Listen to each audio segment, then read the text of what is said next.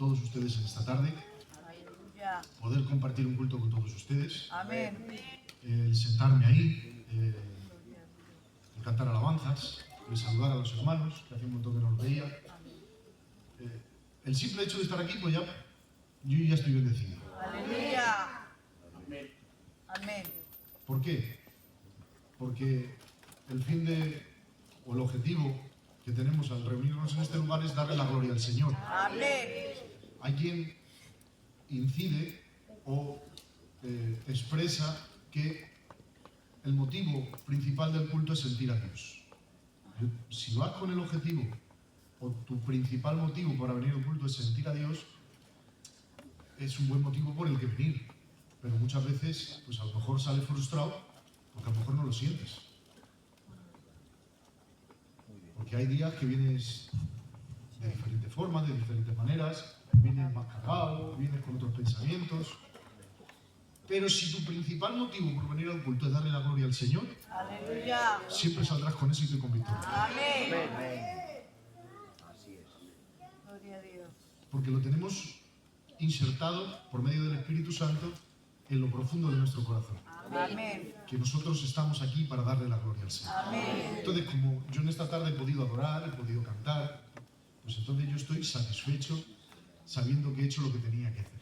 Amén. Ahora bien, viene la segunda parte, y es que yo estaba en casa tan tranquilo, porque si estoy aquí en Castellón es porque hace unos días, para preparar un viaje, no podíamos prepararlo antes, y pues, aprovechando que ayer fue el cumpleaños de mi mamá, que cumple 71 años, que Dios me la bendiga mucho. Amén. Pues digo, pues me voy para allá y estoy estos 2 días con ellos, que son los días que me Amén. tocan. Amén. Y yo, para mí no entraba en mis planes el estar aquí. Para nada, ¿eh? O sea, yo le he dicho al pastor, te doy 50 euros y me quedo sentado. Y no es broma.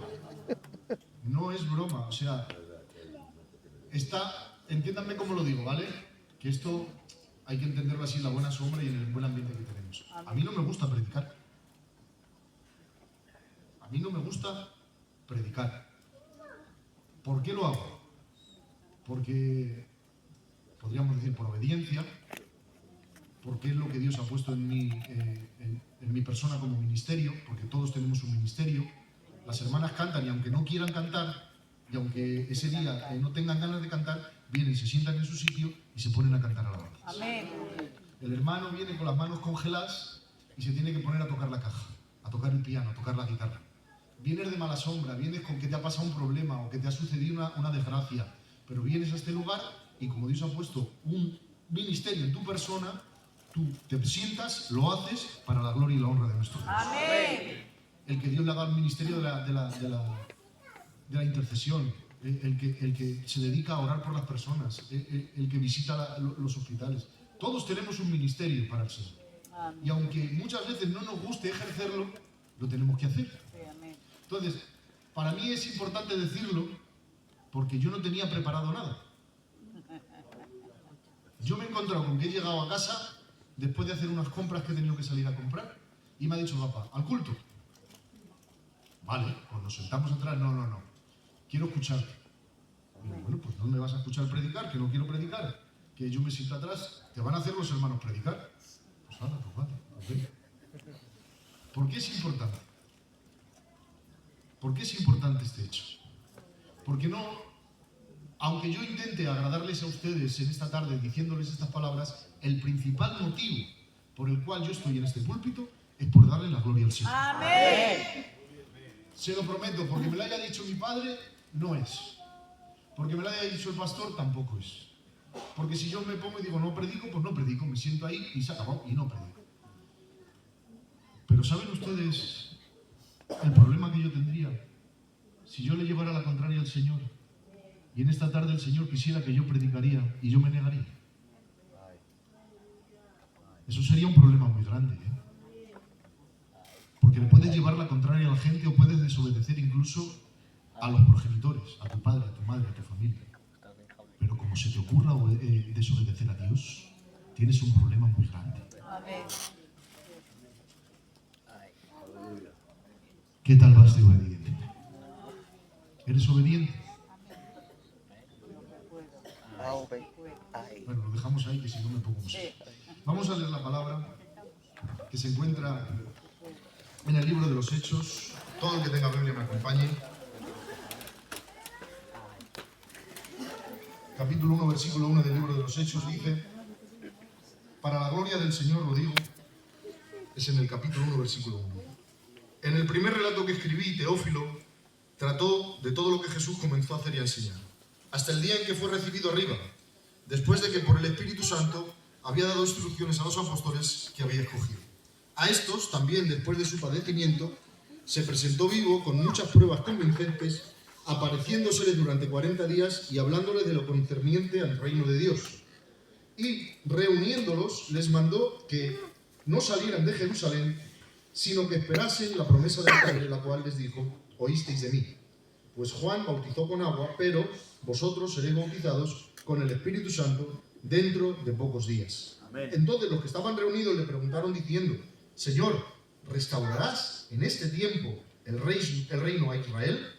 Y él les dijo: no os corresponde a vosotros saber los tiempos ni las épocas que el Padre ha fijado con su propia autoridad, pero recibiréis poder cuando el Espíritu Santo venga sobre vosotros, y me seréis testigos en Jerusalén, en toda Judea, en Samaria y hasta los confines de la tierra.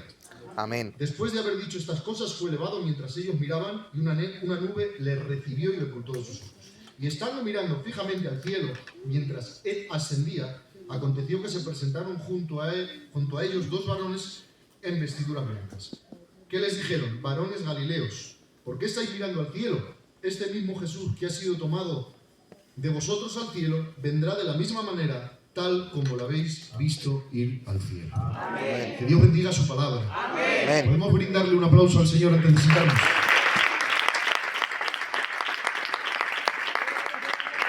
Aleluya.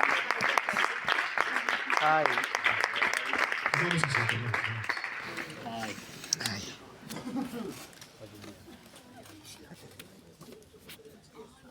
Voy a tratar, y digo voy a tratar, porque muchas veces nos emocionamos aquí arriba y chillamos. Y como estoy malo de la garganta, pues voy a intentar pues no chillar. Amén. Fijaros que en lo que hemos leído narra inmediatamente después de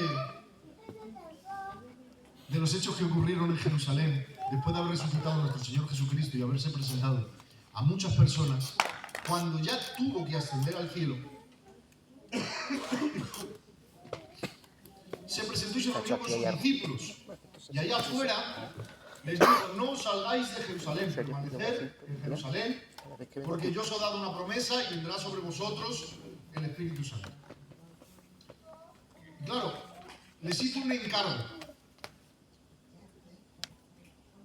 Reuniéndoles, les mandó que no salieran de Jerusalén, sino que esperasen la promesa del Padre, la cual les dijo: oísteis de mí. Es decir, había una promesa que no venía de parte de nuestro Señor Jesucristo, sino que venía del Padre, el cual les iba a ofrecer nuestro Señor Jesucristo en el momento que Él ascendiera hacia los cielos. Todo esto lo escribió Lucas. Sabemos que fue escrito tiempo después para aclarar a un cierto Teófilo lo que había acontecido en Jerusalén con la vida y obra de nuestro Señor Jesucristo. Escribió un primer tratado, que fue el Evangelio de Lucas, y este segundo tratado, que es el libro de los Hechos.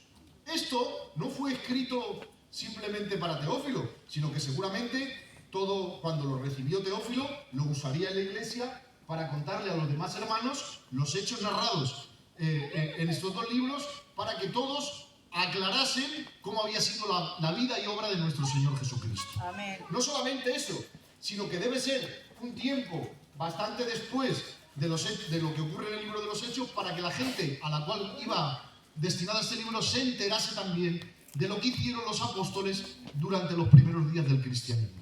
Es decir, era un relato de lo que ocurrió, intentando ser lo más veraz posible. Ya sabemos que Lucas era un médico, y este estudioso, este médico, intentó dejar todo bien detallado. Y aquí nos encontramos con algo muy relevante, y es que en esos últimos instantes que Jesús está en la tierra, en esos últimos instantes que está con sus discípulos para consolarlos, para alentarlos, para bendecirlos, les da una promesa: quedaros en Jerusalén, que vais a recibir la promesa del Padre. pero en ellos había una inquietud. Yo no sé quién sería el portavoz. Dice que ellos le preguntaron. ¿Habría muchos allí o habría pocos? Jesús, desde el momento de resucitar hasta el momento de ascender, se apareció a más de 500 hermanos. Lo dice su palabra. Se apareció a más de, o a casi 500 hermanos. Es decir, no sé los que había en este momento en que Jesús fue llevado al cielo. Pero entre todos los que estaban allí, surgió una pregunta y le hicieron una petición. Y le dijeron... Entonces los que estaban reunidos le preguntaron diciendo: Señor, ¿restaurarás en este tiempo el reino a Israel? A lo mejor para nosotros no tiene mucha importancia esto, o nos suena de largo, o nos suena chino, o no nos suena importante, porque si pusiéramos a hacer, repartiéramos hojas de papel, un bolígrafo, y a cada uno le diríamos: bueno, si le pudieras hacer una pregunta, una petición al Señor, ¿qué harías?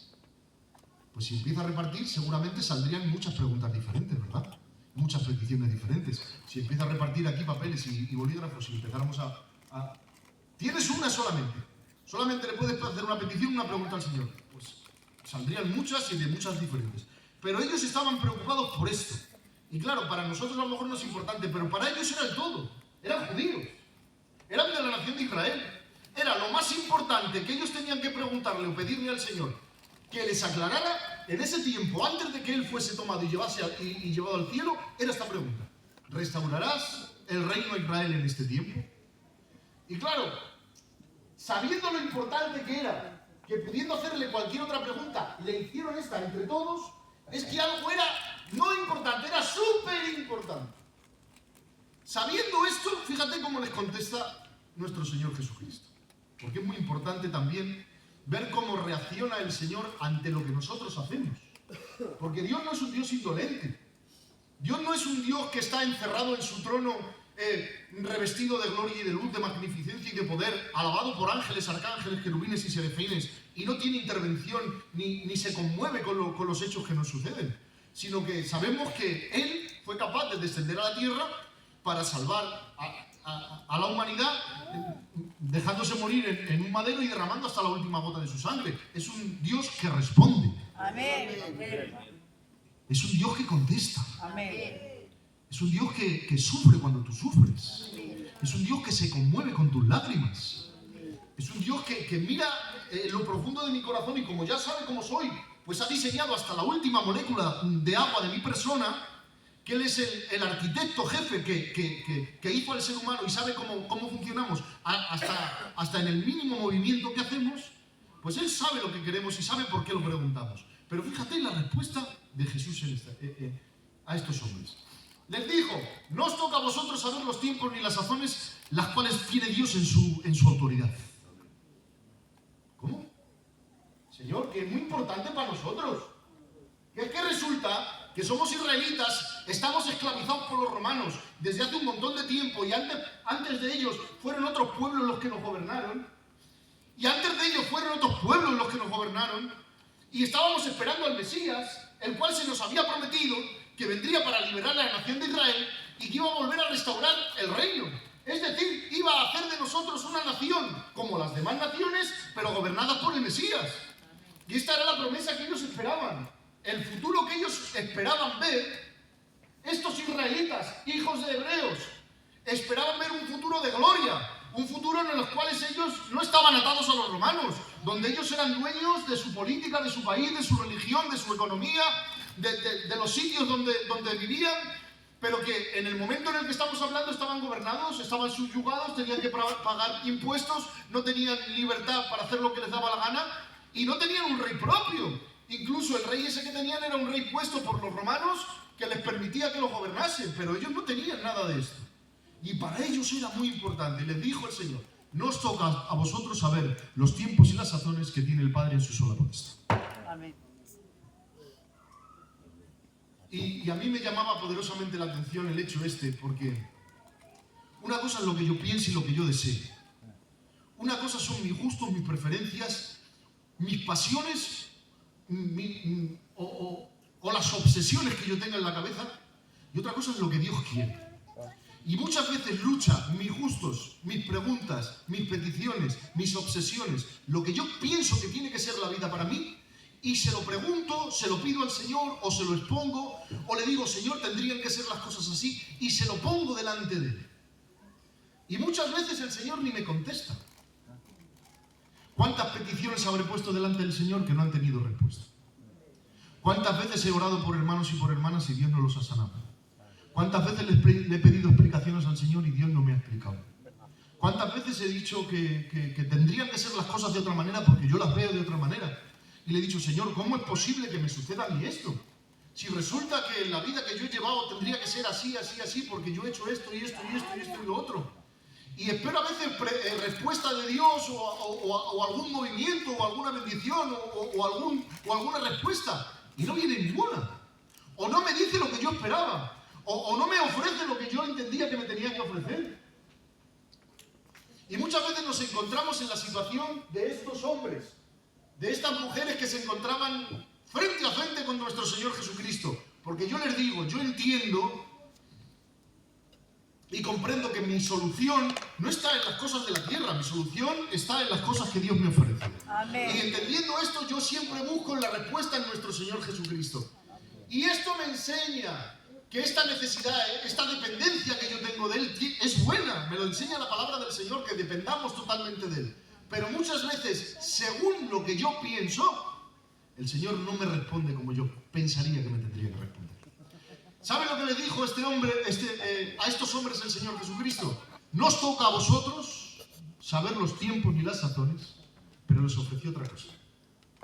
No os toca a vosotros, es decir, no es incumbencia vuestra saber lo que va a acontecer en el futuro, pero recibiréis poder cuando haya venido sobre vosotros el Espíritu Santo y me seréis testigos en Jerusalén, en Judea, en Samaria y hasta lo último de la tierra.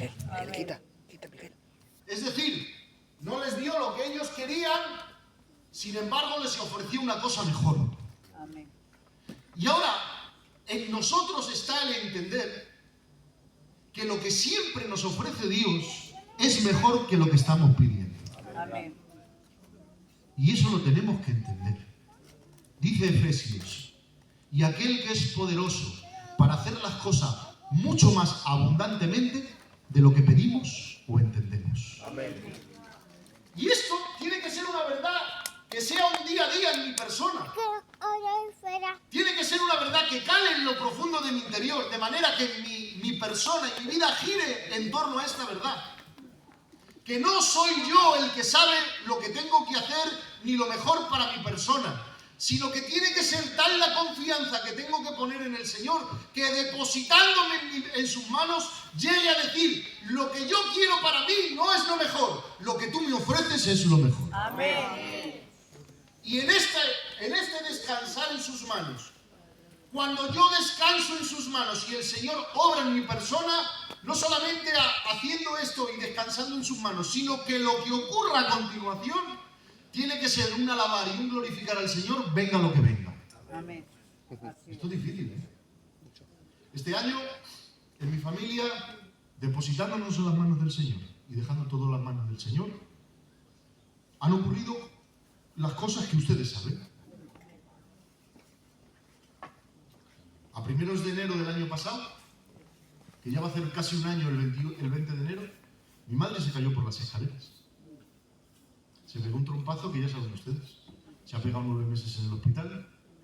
Y cuando ya salió del hospital, y nosotros, todas las veces que hemos orado, hemos dicho, Señor, en tus manos está mi madre. Tú la tienes en la boca de tu mano. Mi familia está en tus manos. Saliendo del hospital y ya estando prácticamente pues todo resuelto lo de mi madre, pues resulta que mi tío se puso mal. El hermano de mi padre, el más jovencito, 58 años, arrastrando una enfermedad desde hacía 20 años con el corazón. Y los médicos le ofrecen una solución. Le dicen, Miguel, te tenemos que trasplantar. Pero como no llega un trasplante y tú estás muy mal, te tenemos que hacer unas operaciones. Se ponen a operarle. La primera operación sale. Le tienen que volver a operar otra vez. La segunda operación sale. Nuestra oración era, pastor, estamos en las manos del Señor. Lo que tú nos ofrezcas está bien hecho. Tercera operación. Le hicieron 4 operaciones. 1 mes y medio, cerca de 2 meses en el hospital. Al final el Señor se lo llevó con él. partió con el Señor. Amén. Y nosotros, ¿sabes lo que dijimos? Pues, gloria a tu nombre, Señor. ¿Qué vamos a hacer nosotros? Nosotros lo pusimos en tus manos. ¿Es algo que te gusta eso? ¿Es algo agradable? Las soluciones que a veces Dios te da.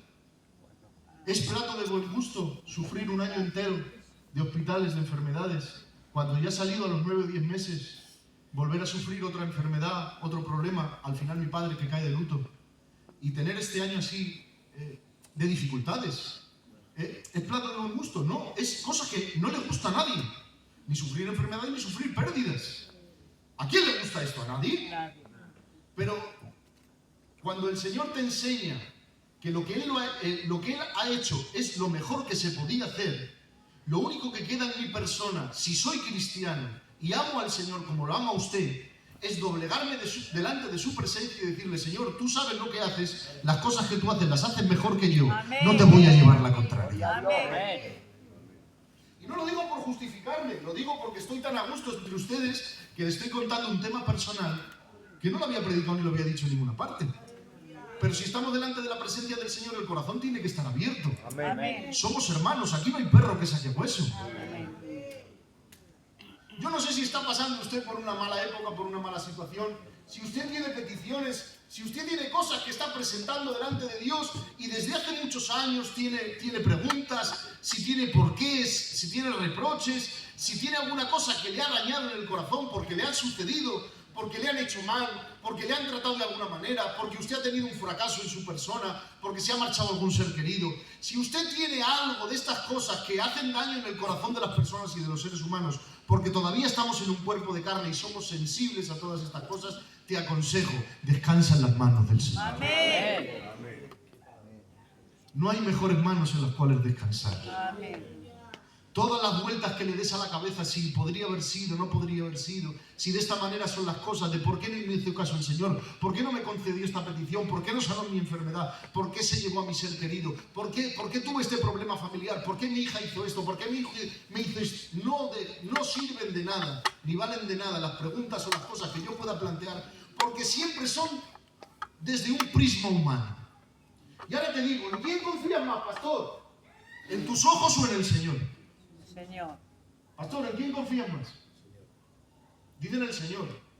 ¿En qué confías más? ¿En tus manos o en el Señor? Señor. ¿En tus oídos o en el Señor? Señor. Siempre. O sea, confiamos en el Señor más aún que en nuestros propios sentidos. Confío más en el Señor que lo que pienso, que lo que veo, que lo que siento, que lo que imagino, que lo que toco, que lo que oigo. Esa es la confianza de un cristiano. Es decir, confío en el Señor ¿hasta cuándo? Hasta las últimas consecuencias. ¿Cómo? Que confío en el Señor hasta las últimas consecuencias. Y claro, no somos inmunes. Es decir, no somos de hierro. En el proceso lloramos. En el proceso lo pasamos mal. En el proceso tenemos nuestros momentos de que nuestra fe decae. En el proceso me he sentido diciendo: Señor, pero que duele mucho. Que es que lo estamos pasando muy mal, Señor. En ese proceso es normal. Pero siempre, siempre, siempre he buscado el consuelo del Espíritu Santo, el consuelo de sus manos cariñosas, porque no hay mejores manos, ni nadie me va a tratar mejor que la persona del Espíritu Santo cuando viene sobre mi vida. Y aunque no entiendo ni recibo respuestas por lo que ha pasado, pero resulta que cuando estoy en su presencia y cierro mis ojos y la presencia del Señor viene sobre mi vida, soy capaz, hermanos, no por mi persona, sino por su poder, de sentirme aliviado, de sentirme bien, de sentirme protegido, de sentirme a gusto, de sentirme, hermanos y hermanas, que no estoy en cualquier manos, sino que estoy en las manos de nuestro Señor Jesús. Amén. ¿Por qué lo vas a pasar mal, hombre? Haciéndote preguntas que a lo mejor el Señor no te quiere responder. Es que el Señor no las quiere responder, pero te ofrece siempre algo mejor. Cuando vino el Espíritu Santo sobre estos hombres y sobre estas mujeres en el día de Pentecostés, sus vidas cambiaron para siempre. El Señor le dijo: no os toca a vosotros el tiempo, es decir, no voy a responder a esto, pero me vais a hacer caso. Si os quedáis aquí en Jerusalén y esperáis un poco, vendrá sobre vosotros el Espíritu Santo y me seréis testigos en Jerusalén, en Judea, en Samaria y hasta lo último de la tierra. Amén. Es decir, no fue respondida su pregunta, pero lo que puso Dios delante de ellos fue un futuro de gloria y de bendición donde ellos pudieron sentir la gloria del Señor a raudales, pudieron convertir a personas por medio de predicaciones, sanaron enfermos, distribuyeron la palabra de Dios por todo el mundo entero, y todo lo que nosotros hoy conocemos como cristianismo ocurrió desde este mismo momento, cuando ellos no se pusieron a llorar ni a patalear, ni a decir por qué el Señor no nos responde, por qué no nos restauras, y en vez de quejarse obedecieron a la palabra del Señor. Amén. A veces nos preguntamos por qué nos sucede lo que nos sucede. Y a veces decimos, no lo entiendo. A veces las decisiones que tomamos marcan el hilo de lo que viene después. Y toda acción en la tierra tiene una reacción. Si tú obedeces a Dios, si yo obedezco a Dios, si usted obedece a Dios, las cosas salen como Dios quiere. Amén.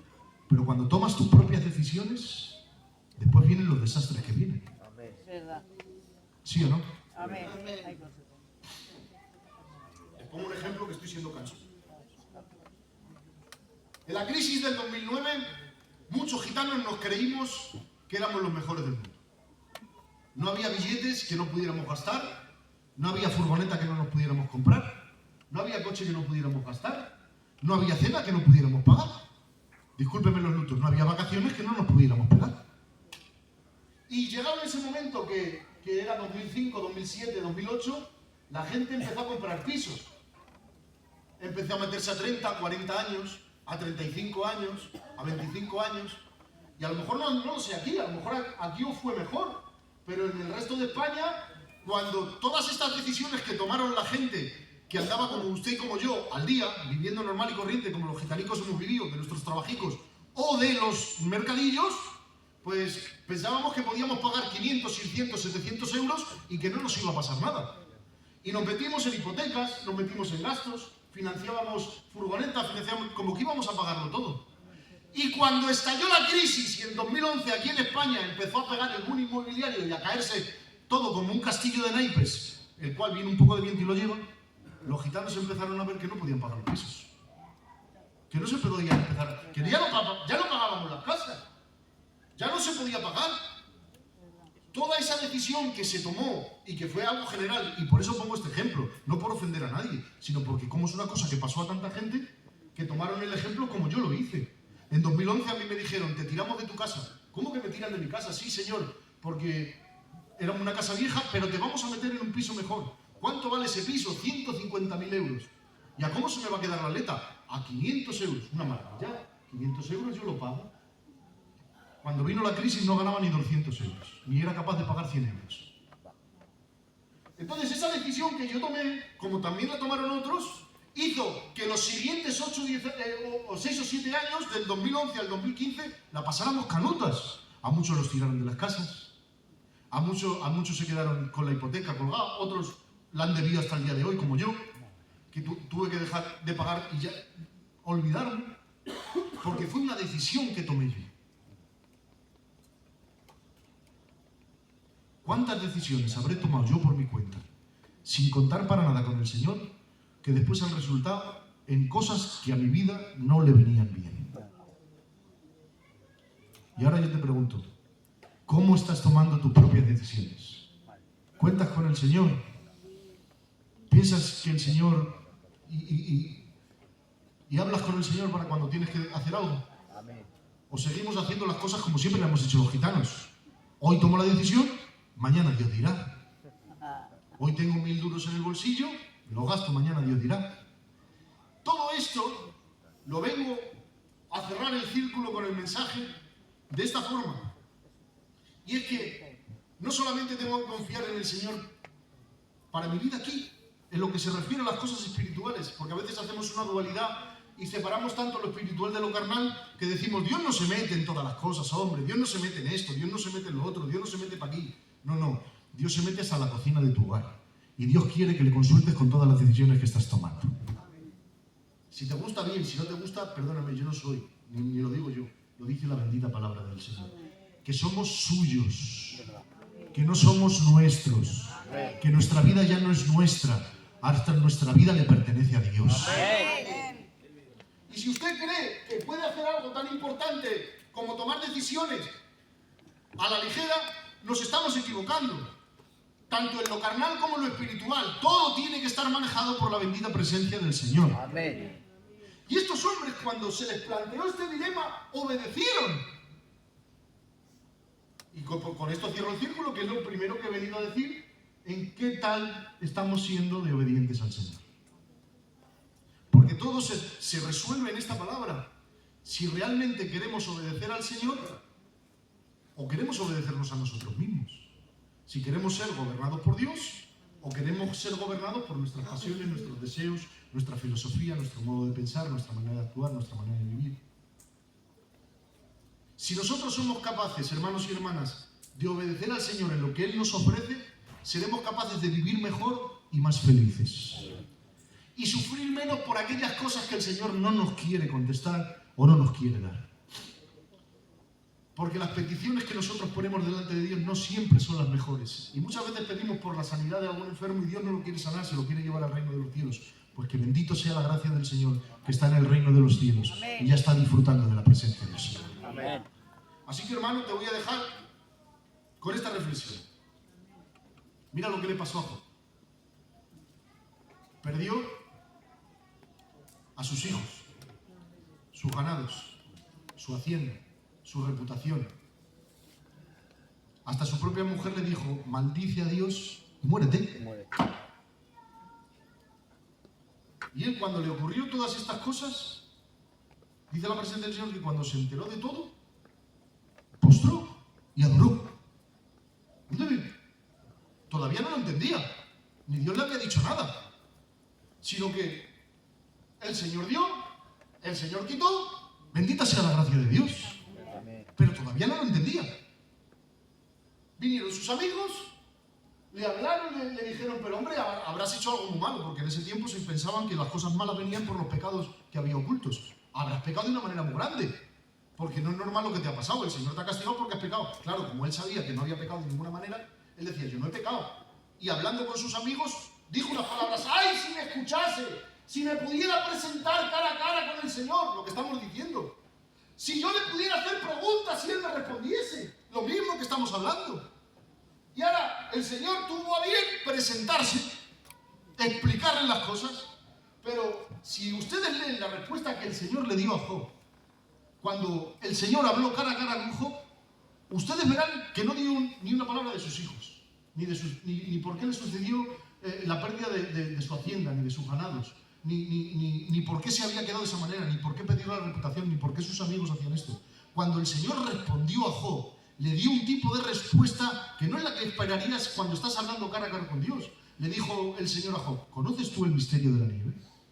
¿Conoces cómo se forman las gotas de lluvia en medio de la tormenta? ¿Conoces tú cómo yo sostengo la tierra sobre sus bases, sobre sus pilares y sobre sus columnas? ¿Conoces tú el misterio de Behemoth? ¿Conoces tú a Leviatán? Es decir, le empezó a decir de la grandeza de las cosas que se ven, de las maravillas de la naturaleza, de cómo se forma la lluvia, la nieve, cómo sale el sol cada mañana, cómo la tierra funciona. Pero esa respuesta, aunque para mí, para ti, a lo mejor no sirve, para Job sí le sirvió.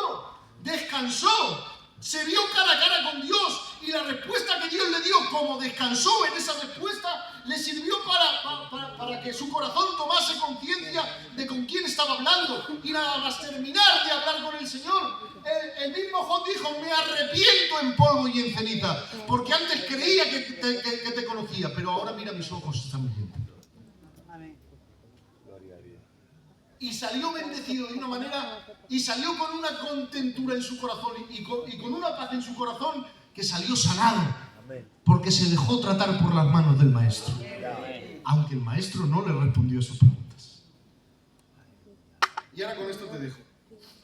Vamos a ser obedientes a lo que el Señor nos dice, porque si nosotros obedecemos y nos ajustamos a las respuestas que Dios nos da y a las opciones que Dios nos da, no solamente Dios tratará mejor con nosotros, nos sentiremos nosotros mejor y viviremos mejor en la presencia del Señor. Amén. Es difícil. No les he predicado una cosa que sea sencilla de hacer, no, es someterte a las manos del Señor. Dejar de hacer lo que a ti te gusta muchas veces y hacer las cosas que el Señor le agrada. Amén. Pero si lo conseguimos, te prometo que saldrás bendecido y bendecido en el nombre de Jesús. Amén. ¿Cuántos han entendido la palabra? Por favor, levanten sus manos y griten un profundo gloria a Dios. Gloria a Dios. Y un viva amén. Amén. Y a su nombre. Gloria. Y a esa bendita gloria. Más gloria. Pues para mí es una felicidad muy grande el saber que yo he podido predicar esta palabra sencilla que estaba en mi corazón. En el mismo momento que me han dicho de predicarla, ya estaba en mi corazón. Y que ustedes pues la han recibido. Si a alguno le he hecho mal, discúlpenme, no era para mí la intención hacer mal a nadie. Al revés. Lo que quiero es que ustedes por medio de esta palabra puedan ser bendecidos y bendecidas en el nombre de Jesús. Fuertes aplausos y que Dios les bendiga.